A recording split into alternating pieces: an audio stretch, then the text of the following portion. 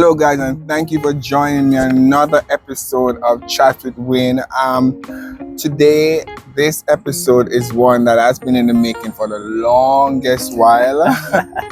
I have a good friend of mine, a former professor of mine as well. Please welcome to Chat with Wayne, Professor Blount-Hill. I'll have Professor, just go through his bio and tell us a little about himself. Welcome. Nice having you, Professor. Yeah, no, thank you for welcoming me, and thank you for going through all four of my names. So I am Blount-Hill. I am an assistant professor at Arizona State University in Phoenix, Arizona. I also live much of the year at least, here in New York City, where I worked before I went into academia. So I've been working at ASU, Arizona State, since 2022, fall of 2022. So coming up into my fourth academic year as a professor. It's been a large learning curve, but a really exciting ride. Before then, I was Director of Research and Data Analytics at the Kings County District Attorney's Office, so the Brooklyn Prosecutor's Office. I did that from 2020, basically at the start of COVID. Actually, yeah. Because I had got my job offer. I was supposed to start in 3 weeks to, I think it was March 10th, I want to say. So I left my job that I had before that, which I'm about to say, and had 3 weeks that I was supposed to be traveling. Then I was going to start the prosecutor job, and COVID hit. Changed everything. The day I left my job, that hit. I did try to hit them up and say, I'll start 3 weeks early. Y'all can start paying me early now. And they were like, we'll wait. So the job that I left for that was working for the Mayor's Office of Criminal Justice. There I was a research manager and then a senior research manager. Before that, I had worked at the Research and Evaluation Center at John Jay College while I was doing much of this and work. That's where I actually met Professor. Yeah. John Jay College. Yep, John Jay. I had been doing my PhD at John Jay since 2014. So from 2014 to 2020. So right, as COVID was just getting into the swing. Absolutely. I ended up switching from working at the mayor's office to the prosecutor's office as research director. So that whole history I was telling you, right, the mayor's office and the Research and Evaluation Center. I was also a doctoral student at the time here, getting my PhD. Oh, that's a long bio, but I appreciate it, and I appreciate you taking the time to, just to sit and have this conversation with me. But one of the things that, while, going through some of the work that you would have already done, I know that most of your research and your publication that you have contributed to, it's very evident that you are passionate about criminal justice and criminal justice reform, but in particular diversity and inclusion in a non-Western and global context. Could you elaborate on that? What do you mean by in a non-Western and global context? Sure, I'll definitely elaborate on that. Now, I'll first start actually by focusing on the diversity and inclusion part, because there's a lot of different ways that a person can approach thinking about and valuing diversity and inclusion. And much of my work is focused on the value that you get from a diversity of experiences in particularly, generating knowledge, so like scientific actual work, or expertise more generally, right? So like professional expertise, etc. How organizations, for instance, better themselves by having diversity and inclusion.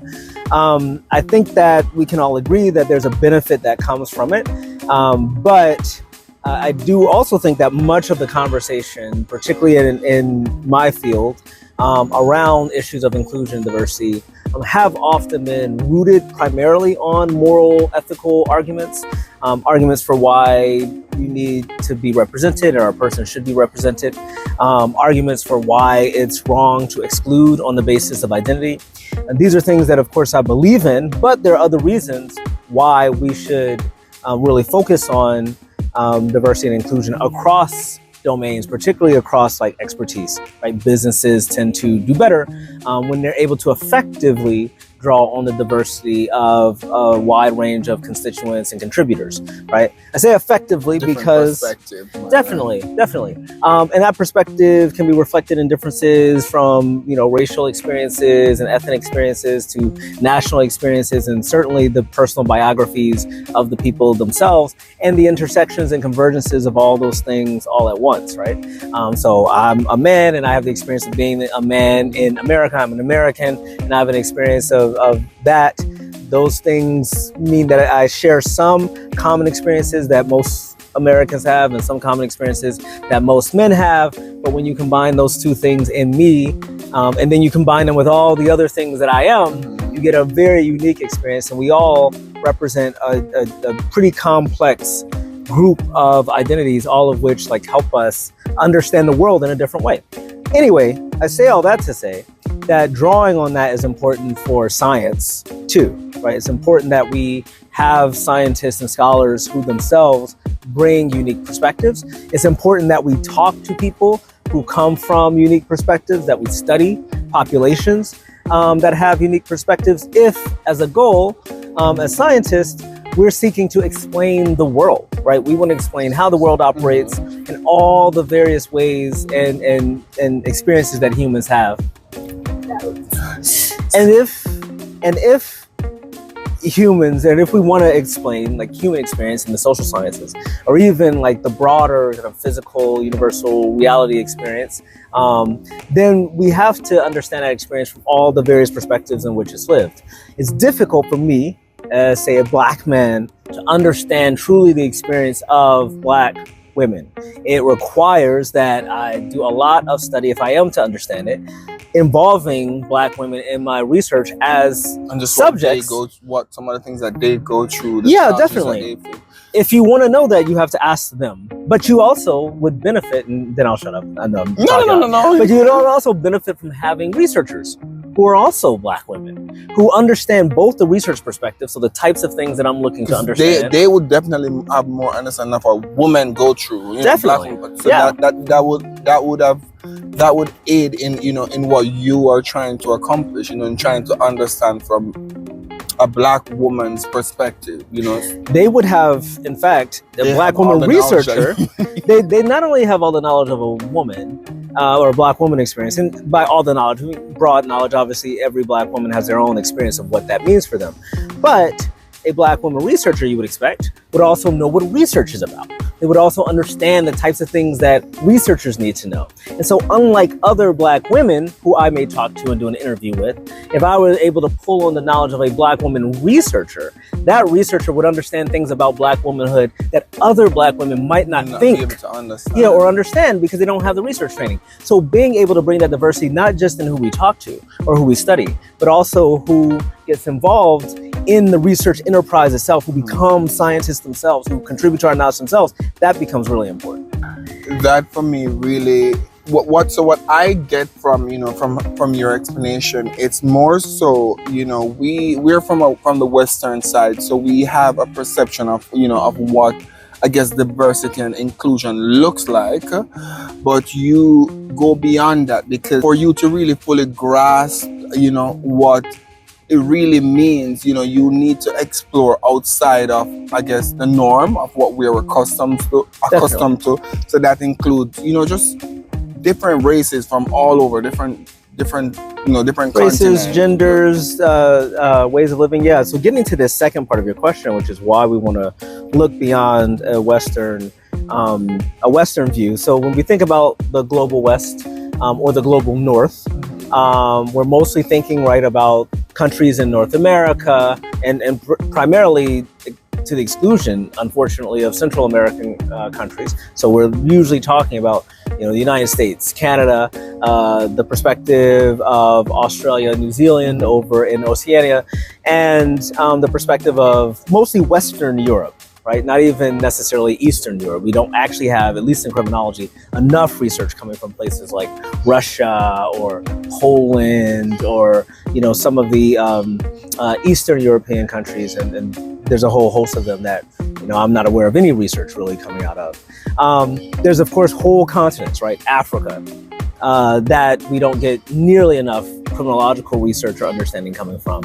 Asia still, even with its, like, the fact that it holds the vast majority of the population of the planet. Much of the articles that you read, the studies being done in criminology are not going to be based there. What that means is that criminologists or people who study criminal justice, though the studies that they're drawing from, the understanding of crime that they have, does not necessarily reflect the experience of the majority of humans on the planet. But before you go further, let me ask you, but why do you think we don't get those researches from like countries like, let's say, Africa? Because it does not necessarily, for me, I don't think it means that they don't have, qualified persons, or, to really delve deep into, whatever aspect of diversity or inclusion we may be referenced, or whatever the research may be centered or based on. But why do you think we don't, get that, get a lot of research from let's say, Africa? And so first of all, I'd say I'm talking specifically about criminological research, right? There is definitely much more research coming probably from Africa in other domains or fields. But focusing specifically on criminological research, there's a number of historical and structural and geopolitical reasons why we may have more research in some places than others. One, criminology and criminal justice is a fairly new or recent field. It's been around really in a matter of, past century or so, for the most part. We certainly point to works on crime and justice that date back before that. But the idea of criminology and criminal justice as a discipline by itself, like something that's not sociology, that's not law studies, but is its own discipline, is fairly new. It's also something that's focused on social science. And so in societies where actually there are there's a broader perception of having issues of engineering problems or economic issues, they're much more likely to put a lot of their resources to focusing on professionals who gain that type of expertise. But also, having a robust criminological discipline requires at least two things, and maybe three. One, it requires that you have a robust academic infrastructure to start with. You have to have professors and universities and people who can dedicate their lives to studying questions that you don't always know even what the value of those questions will be, right? You have to have a society where you allow people to just study whatever they like. And that takes a lot of resources, right? I mean, I cost just a lot as a person. Society pays a lot of money to have people like me around. And that society has to have the money to do that and have the money to not know what value it'll get, or to just trust that the knowledge that I produce is going to be valuable at some point in some way, even if they don't know, right? And so for countries or societies that are facing issues that are much more pressing or urgent, and having to decide to use their resources to fund more people like me, that is a choice that unfortunately a lot of countries and societies in other places may not have the luxury of doing.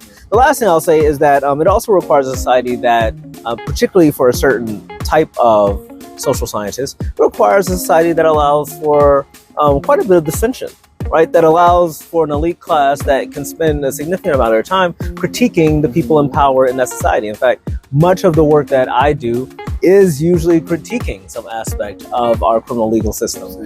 And some societies don't necessarily want to pay people to focus on what's wrong with their criminal justice systems.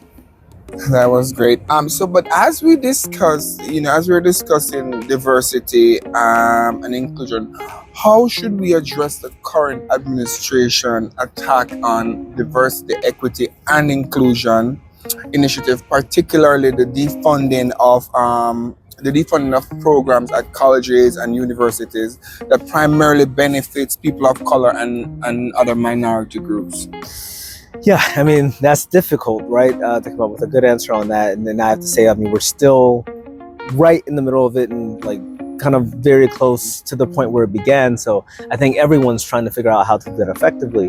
What I would say that I try to pursue in my own work, and what I would suggest people maybe who are not necessarily university administrators to do, is to focus on the ways that you can yourself personally engage and try to reach out to recruit or bring people into pools of job applicants, job candidates, opportunities to collaborate with colleagues, opportunities to participate in whatever programmatic opportunities there are. We can go out and do some of that personal recruitment to bring in a set of people who look much more diverse, who are much more diverse in their background and experiences. I think also raising how important and valuable that can be, even outside of the important historical work of righting past wrongs and learning about past historical injustices. I think that there is still that argument to be made, and this is by no means something new. But really approaching the way that societies benefit from having a broader diversity. I think by doing that, you can get more people who, even if they can't necessarily do it the ways that they were before, for instance, having quota systems or other systems that specifically looked to isolate benefits for certain groups that have been historically marginalized. I think that there are people who have enough authority to, in practice, be much more sensitive to diversity issues. So I don't have to say that in my job candidate pool, I want a Black applicant, but I can do all I can to make sure that I get a qualified pool of Black applicants as well as applicants from other races and ethnicities, and making sure that I'm selecting among the best of those. I think one of the biggest attacks thus far is with and I think it was late last year, the Supreme Court's ruling on affirmative action. Mm-hmm. I think that's probably one of the biggest attack I would see on the DEI as what Yeah. is most commonly known as. But could you really explain for persons like myself who I hear about affirmative action? I know it has a lot, you hear about DEI and the correlation between both. But for persons like myself who don't fully understand what affirmative action mean or what it is, Yeah, it's a corrective policy that's and it's a family or a category of policies that are meant essentially to address historical marginalization of certain identities, right? Certain communities, to be on the basis of gender, on the basis of race or ethnicity. Is designed to address injustices that resulted in an imbalance or disproportionality of a lack of resources or opportunities in certain groups. So, for example, slave descendant American, Black Americans would have been less likely to be a part of certain professions, would be less likely to be a part of certain professions because historically they had not been afforded the opportunities to have certain educational experiences that would have qualified them for those professions. Affirmative action is a set of policies designed, and it could be different depending on the institution, but designed to rebalance that, right? To make the proportionality of that Made the playing field somewhat level. Yeah, much more level. And so, for instance, it would be saying, if we recognize that African Americans have not historically had the opportunity to pursue certain professions, we're now going to have specific programs designed to recruit those African Americans. Right, and that over time you should see now a greater balance, proportionally, right, of those groups represented in fields. If we think that there's no reason why one group is less good at being doctors than other groups, then presumably, if everything were equal, you'd probably have basically the same representation among doctors as you have in the general population. And the general population is about, 13% Black American, for instance. So if I look at the medical field and I'm seeing something like 2 or 3 or 4% Black, that suggests that it's imbalanced. Definitely. And affirmative action would be taking some sort of action to balance that to balance it. And it is affirmative, right? It's like it's proactive and it's positive seeking, right? You're actually taking proactive action to bring about this positive social result that otherwise would not just happen naturally by itself. Absolutely, yeah. That clears up. That gives me a better understanding. I know that you have also held many offices and positions. As you said, you alluded to earlier, from working in the mayor's office, to research fellow, committee chair, among others. Through your work, though, it's clear that you are, as I said earlier, you're a strong advocate for criminal justice, the criminal justice reform. So, what social or economic impact or benefits do you hope to achieve through your efforts? Yeah, I mean, look, most of the policies and programs that I'm interested in are designed to do two things. One is to reduce the amount of people who are entangled within the criminal legal system, or at least to reduce the degree to which people are entangled, right? And so for the most part, it'd be good if you never had to encounter the police in an adversarial way, right, where they were never having to arrest or cite or in some way stop or investigate you for something. And so a lot of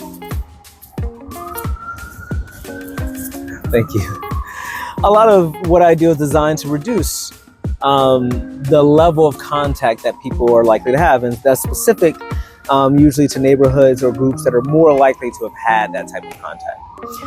But the second thing that my research efforts and really my advocacy efforts are meant to do is to strengthen those same communities, right? Because the same communities or populations that are more likely to fall victim to the kind of coercive hand of the state, which sometimes has to punish, right? And that is a function that societies have to have, but that often can reinforce or exacerbate and make much more intense like disadvantages that are already present in certain neighborhoods. The same communities who face that threat are also the same communities who don't have the levels of investment, the levels of access to resources, the levels of opportunity that other communities have as well. So they tend to not have the things that make communities strong.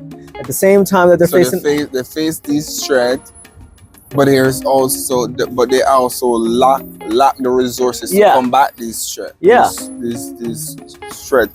So I'm assuming now. So what I'm getting from you, I guess one of your thing would be to ensure that though they face these threats, they have resources to I guess combat these threats. Oh, definitely. I'll give you one example. So much of my work involves community violence intervention work. So this is working with programs that are designed to reduce community violence, that is like violence that occurs in a long-term historical cycle within certain communities. There are, just as we know, certain communities that face more violent interactions and incidents than others. And those communities tend to be correlated with poverty and lack of investments and poor schooling and all sorts of other social problems. And so one of the types of programs that I tend to work with are community-based violence interventions. These are programs that are usually grassroots programs, people from their communities that are working together, banding together, often people who themselves have had prior histories with the criminal legal system or even prior histories with violence, that are now working to better their communities by reducing levels of violence. These types of programs do those two things. One, by intervening typically with younger people, but really anyone across the neighborhood who's at high risk of engaging in violence, by intervening with them from a community-based grassroots organization, you end up stopping them from doing something that then forces an encounter with the police.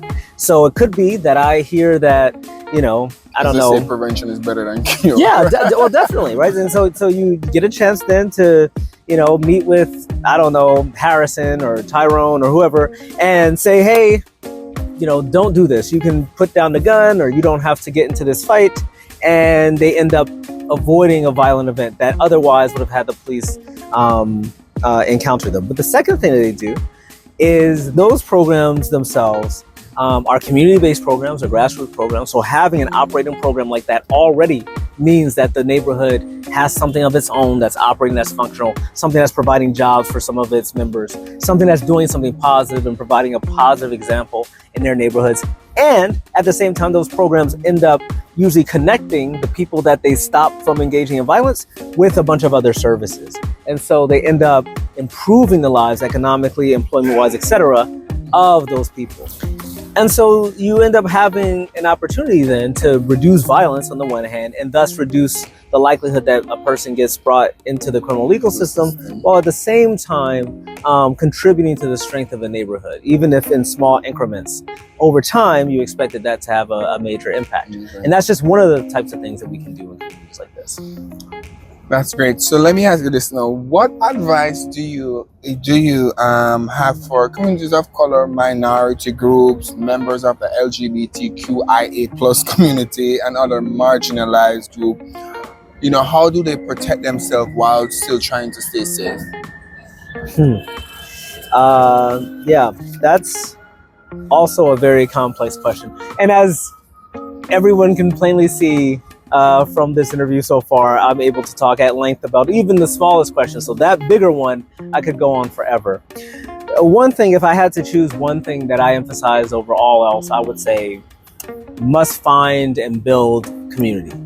You must find and build those groups, those networks of people who love you and care about you and for whom you care, and people that you want to contribute to.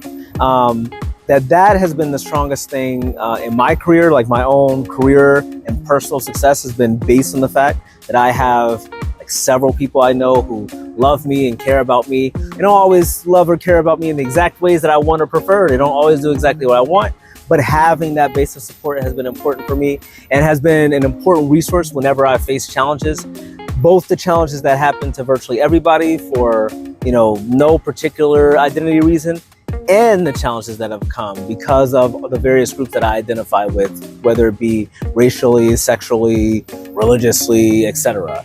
And so I think having that community is a start, like at the individual level, for everybody to face these challenges. Those are going to be the people, for instance, who know about opportunities, job opportunities. When you're being discriminated in one place, well, let's take you over here.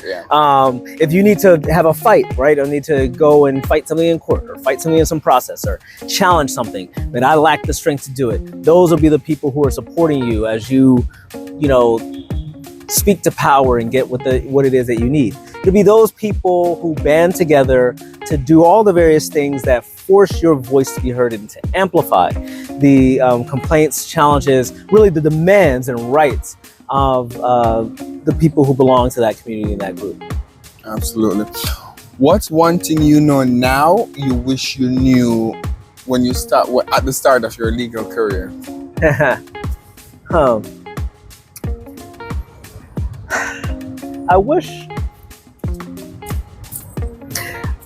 I certainly wish I better understood how much life is a just continuing journey of development and evolution. I think earlier on in my life and in my career, in so many areas, I kept seeing there being some goal that I could hit.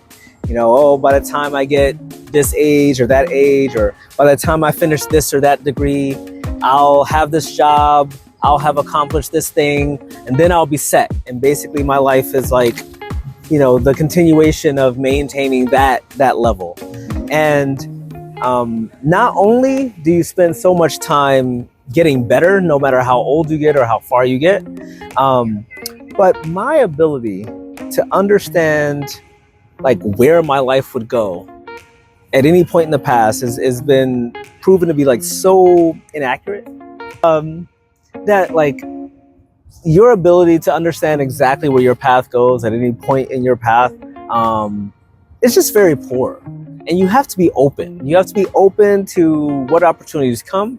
You have to be open to making shifts and changes in your life.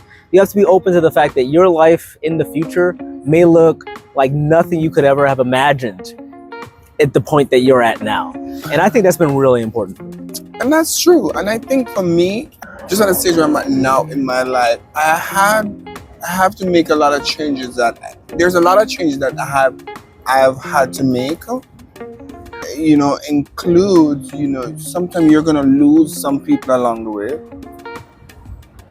Some things that that used to entice you maybe 5, 6, 7, 8 years ago it no longer entices me. It's of no value to me. It's I have to get rid of. It's more so like you had to do a detox. I had to detox, just to really cleanse myself of, anything that is really not of value to me.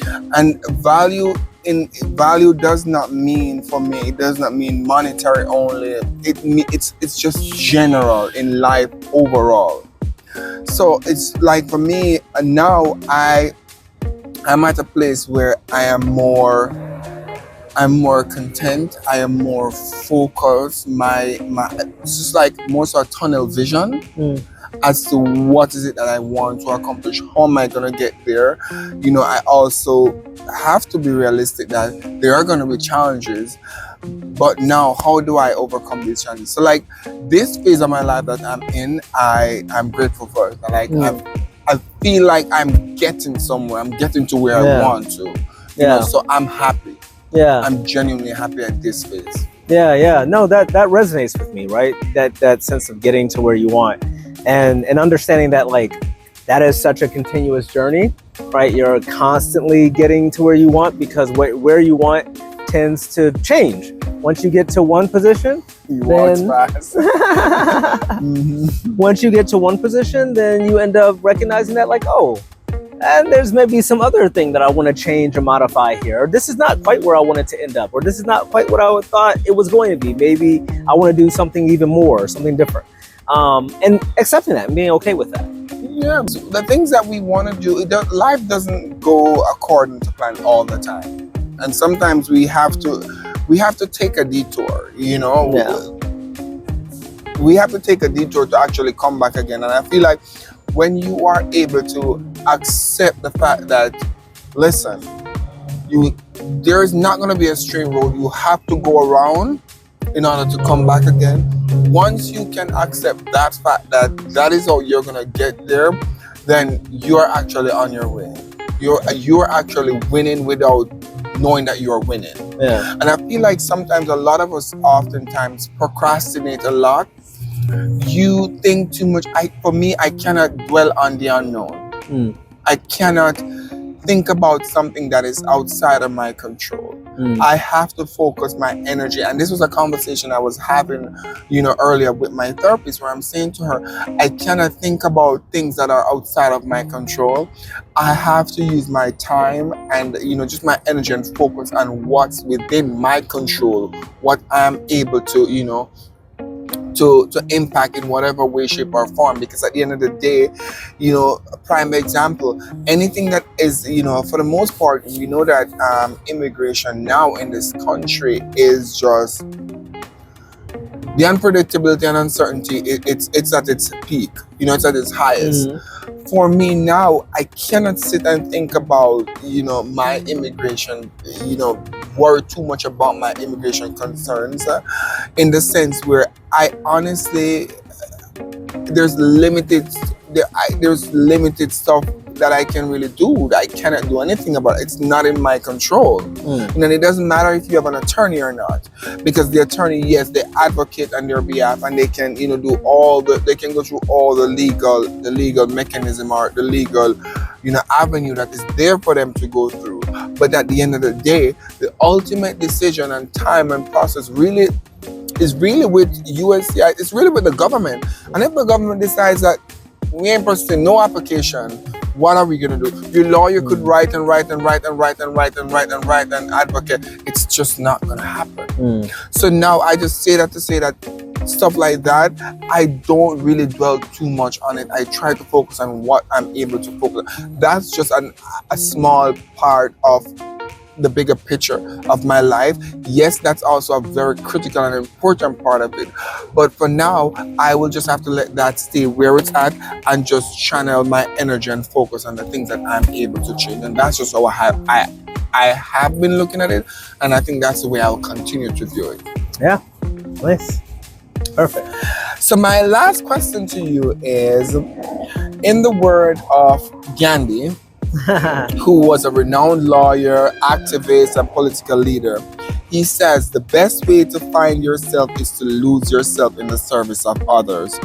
What would you say to a young person like myself who has big dreams and hope of entering the legal profession. And I think this is something that you already know. What would you say? Yeah, I would say that to build on Gandhi's quote, right, losing yourself in the service of others, typically is associated with a sense of passion about helping others, and usually associated with a sense of mission about how one is to utilize that passion. I want to help others in this way. I want to help others with this thing. I find that that's an amazing motivator for a legal education to get you through, civil procedure or criminal procedure 2 or whatever the various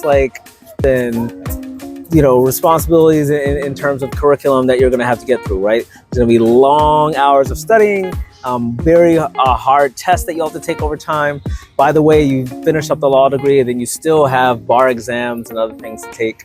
And what will get you through all of that? I would suggest it will be having a sense of purpose, right? Having a sense where you can identify in those nights when it's the hardest to get through, why is it that you're doing this? And that why may change over time, but that why will be what will get you through. If that why is a selfish why, then it has some strength, but I find that the most powerful motivators are when your why is connected to other people and is connected to service to other people, recognizing that your life itself depends on the service of others, that we all are dependent on each other. And so when you have that... services that we don't provide for ourselves. Definitely. Well, there's so many examples, both in the abstract, but also even just moments like this. I've had an opportunity to sit down and to think about the things that you asked, to think about what answers I'm going to have. I don't see currently exactly where the thoughts coming from this conversation will lead, but they may end up spurring some thoughts in me that have benefit that I don't even recognize, may not even recognize later on when the benefit comes. But moments like these only happen because you respected and cared and wanted to hear enough from me that you invited me to come talk to you. Right? Absolutely. Yeah. And I like and this is one of the reasons why I was so interested, and I was so elated to have this sit down. It's I'm like, yes, I finally get to have a conversation with someone who has been in the legal profession before, who has some amount of understanding of some of the challenges that we are facing now as a country, and also someone who I have looked up to in many different ways. We talked about this from private conversation that we would have had. My passion is to actually go into the legal profession, and you have been there.